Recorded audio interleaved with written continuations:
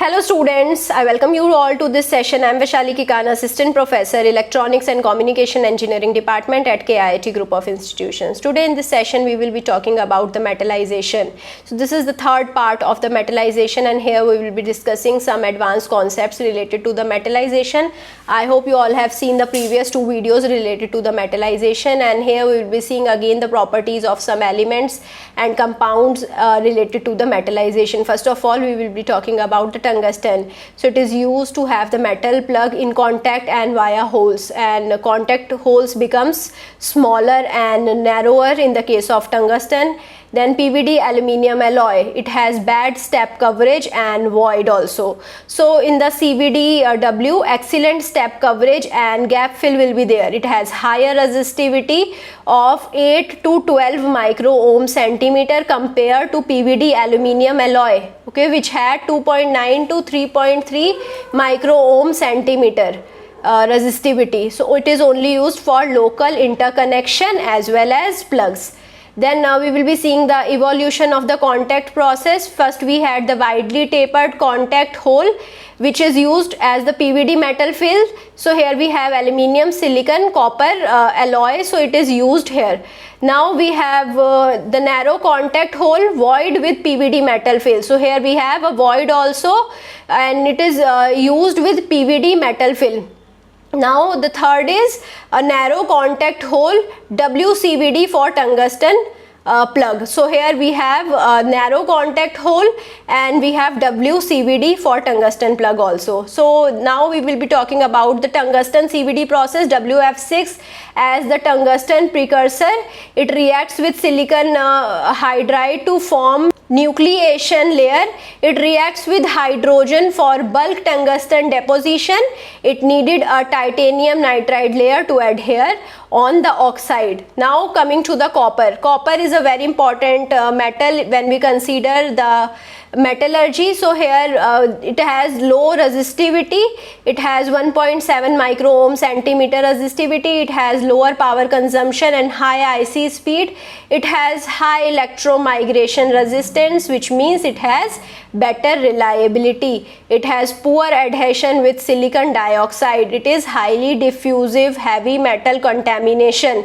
It is very hard to dry etch the copper, and copper halogen have very low volatility. Okay, so these are all the properties related to the copper. Now we will be talking about the copper deposition.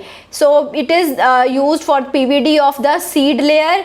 In the ECP or CVD bulk layer also, the thermal anneal after bulk copper deposition will be done.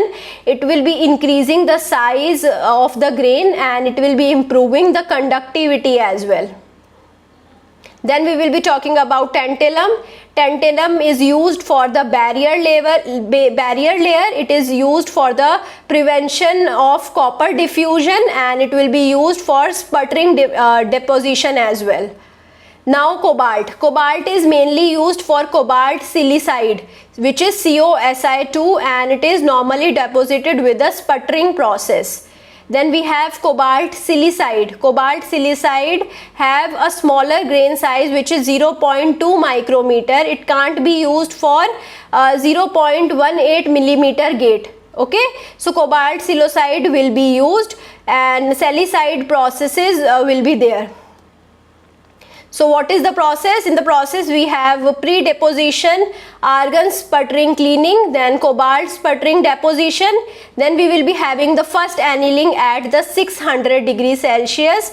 So cobalt plus silicon will be forming cobalt silicide. So here we have strip unreacted cobalt. Then we have the second annealing at somewhat higher temperature, that is 700 degrees Celsius. So we will be having cobalt plus silicon, which will be giving COSI2. Now we will be studying about the metal thin film measurement. So how we can measure the properties related the metallization. So here we will be having thickness, stress, reflectivity and sheet resistance. We have to study about all of them. So TEM and SEM are used, profilometer are used, then 4-point probe are used, XRF are used, acoustic measurements are used. So we have to measure thickness, stress, reflectivity and sheet resistance. So in the TEM and SEM, we will be measuring the cross section, and TEM used when very thin film like few hundred angstrom of diameter film is there. Then SEM is used whenever the film is over 1000 angstrom diameter. Okay, so I hope now you understood each and everything. If you still have any doubt, we will be talking about your doubt with the help of the comments, or you can reach out to me, and we will be talking about all of the measurements in the next video. I hope you will be joining me in the next video really soon. Thank you so much.